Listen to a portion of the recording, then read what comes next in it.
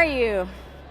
So I was thinking about what I wanted to talk to you about today, and I thought about the word advertising and felt like a lot of people in advertising don't like the word advertising.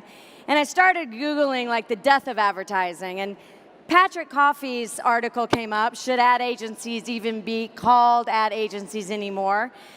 If you Google anything like agencies are dead, there are pages and pages and pages and pages declaring it is.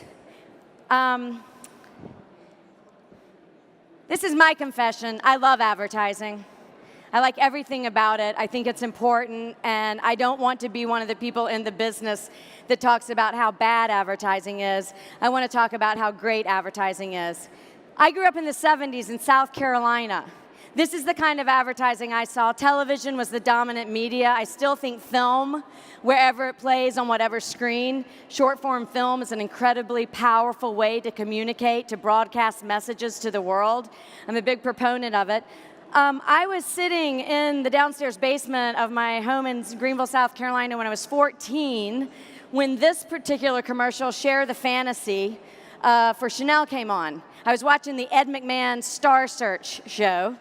I think today, media companies would get in a lot of trouble for serving a Chanel ad to me at 14 in South Carolina, lower middle class family, on the Ed McMahon Star Search show.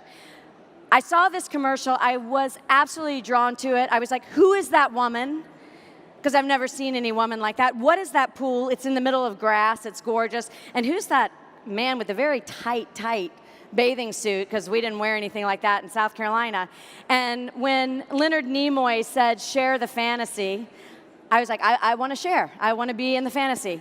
And I saved up all my babysitting money, and I went out and I bought a little bottle of Chanel. Until this day, I buy Chanel products because in the morning when I look at the logo, I'm like, the world is a huge fantasy, and I'm going to go try to find some of it. Now, I don't know what the ROI of that commercial is that I think I saw 30, 40 years ago, but it's pretty great. They're probably making money on it. This is important when we talk about targeted marketing today versus mass marketing. I'm a big believer in mass marketing. I think we invite people that didn't even know they wanted to be a part of our brands into our story, and that's what's exciting about it. I'm not going to show this spot. This is another piece of film that I saw when I was younger. I'm going to play a little bit of it so you get the sense of it.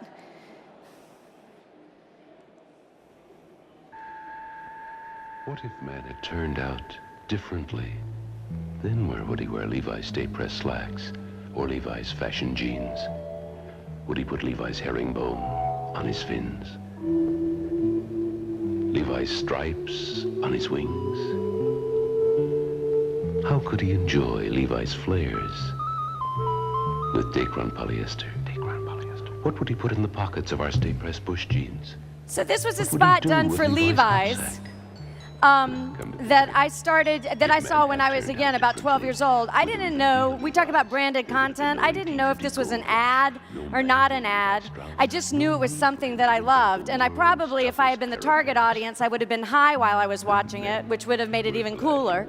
But we talk about branded content today. I think content that has a brand in it, which I call advertising, we've always been making, and that was in the 70s. And then another one that I want to talk about that influenced me, and is probably the reason I do love advertising so much, is this famous one from Coca-Cola. And in this spot, again, I was growing up in the segregated South. I had never seen people of color be together. I saw this commercial come on. I was like, oh, look, those are all me, and I completely relate. And then I see this picture. I'm like, whoa, wait. There are people hanging out together that have different skin colors. And I watched this spot, 12 years old, and thought the world that I'm being taught to live in, which was very white and looked very much like me, didn't look as interesting as what Coca-Cola was showing me. And I thought, I think there's a bigger world out there than what I'm being taught. Not only did I fall in love with the brand Coca-Cola, but Coca-Cola gave me a gift of being open to diversity as I got older. And we talk about brands. It's important for brands to do good today. It's always been important for brands to do good. Sometimes to see the future, it helps to look at the past. That's what I just did with those 3 pieces. There's a guy named Howard Luck Gossage, and I suggest that if you don't know him, he was called the Socrates of San Francisco. If you're not aware of him and you're feeling confused and it's crazy out there, go get his book, Luck of Gossage, and read it, and you'll start to feel a lot better and a lot calmer. Howard said, all right, he said this in the 1950s, nobody reads ads, people read what interests them, sometimes it's an ad. Well, this was back before Howard had to deal with television. But if you put, instead of reads, if you put watches, interacts with, likes, shares, he's pretty much right on point to the discussions we're having today. He also said, if you're in advertising, hopefully it inspires you to use your talents to enrich other people's lives instead of just trying to sell them something. Sounds like it could have been written today. I believe in advertising with a capital A. I think we have confined advertising to a dominant media called television. That is not advertising, it is a piece. Television is not film. Film is displayed everywhere, and we need to make sure that we're not talking about television and sacrificing the power of film at the same context. But this is what I believe, I think. Sometimes advertising with a capital A is an ad. I love traditional media. I think it's still pretty powerful. It's showing up on a lot of different screens, but it's pretty powerful and respectful of people's time. Sometimes an advertising is a new product. Sometimes it's IP. Sometimes it's a partnership, a sponsorship. Sometimes it's an event. And I know in the future, what helps brands tell their stories will be something else that we don't even know yet. But I do know that every time when a piece of content is on strategy and in service to a client's business, it's advertising. This is an ad that was written at the turn of the century by the company I now work for, FCB. It's an ad that just provocatively says, drink an orange. But the thinking behind this was by a man named Albert Lasker, who was, funny enough, he was a creative at Lord & Thomas, which was the first part of FCB. He was a creative, but he never wrote any copy, which I found interesting. The California produce group came to him and said, we have a huge crop, we need people to eat an orange a day. He goes, I don't think we can get them to eat an orange a day. He goes, oh Lord, we're gonna have a lot of rotten oranges. He goes, but I think we can get them to use 3 a day. He said, here's what I've discovered, that if you squeeze an orange, it takes 3 to fill up a little glass. So we can't sell them to eat, we can't get them to eat 1, but we can get them to use 3. Well, that's creative problem solving for a client. And then he said, and by the way, there's no real drink that dominates the morning except coffee. Why don't we make it a part of people's behavior to have orange juice in the morning? And 100 years later, Albert Lasker's creative problem solving is still a part of what we do. So we are not the beginning of thinking about creative problem solving for our clients and partners. This has been what advertising and the business of understanding a client's brands and problems has been about for a long time. Gossage also said, I like to imagine a better world where there will be less and more stimulating advertising. And I apologize for the craft, because obviously a font didn't get loaded, because it doesn't read like that. That's the same problem that we have today, and this was written in the 50s when he just had print, outdoor radio, and a little bit of trying to understand what this box called a television was going to be. So the idea of less and more stimulating advertising that we talk about today has been around for a long, long time, and we still haven't learned. Better creative and less of it is the way we're gonna keep advertising alive and healthy. This makes me crazy. We are absolutely out there telling people that advertising is terrible. Even great ads that come with the skip in 6 seconds, you're telling me, even if it's a great piece of content, it's not worth my time. Why are we doing this? Now we're saying, let's just make it 6 seconds, but has the damage been done?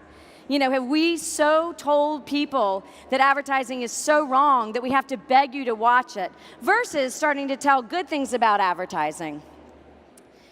Is advertising worth saving? Guess who asked that 70 years ago? Howard Luck Gossage. Is advertising worth saving? This is what he said. Yes, if we can learn to look at advertising, not as a means of filling up so much space and time, but as a technique for solving problems. So here's my ask of you. Let's take back advertising and define it for what it really is. One of the best economic drivers, because advertising, if you think about it, advertising takes a commodity business. If I have 3 shoes, they all cost about the same to make, and I put a logo on one of them and the value goes up, all of a sudden my company is financially more healthy. Hopefully what happens when your company is financially more healthy is you take care of your employees. They have better lives, they live better, they travel better, they are more inspired, you put more money into R&D, and all of a sudden the world looks pretty interesting. Versus if we don't invest in advertising, and I think we're seeing that today, businesses start to fail. In the last 15 years, I've watched advertising and marketing be considered an investment. Now it's considered a spend. So more and more companies are going, well, to make our numbers, let's cut that spending thing called advertising and marketing. And the companies that I think are healthiest are not looking at advertising and marketing as a spend column, they're looking at it as investment. And the ones that are investing are doing better. I've seen it happen with some mature clients of ours. They're starting to invest again in their brands, and the business is responding. Problem solvers. Again, I think that advertising on our best day, we solve problems from our clients in a creative way. But it means that as advertising agencies, we have to be treated as partners with our clients, not vendors.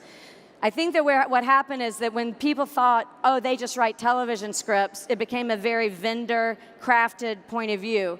Today, if we get back in there and say, we solve problems, and one of the ways we might solve your problem is through film, we'll have a stronger, more important role at the table. And then finally, the dream makers of the world. And it goes back to that Chanel ad that I saw at 14. I don't think I'd be standing up here on this stage if a stupid brand hadn't told me that there was a fantasy out there and I had the right to share in it. So thank you very much, and have a great time.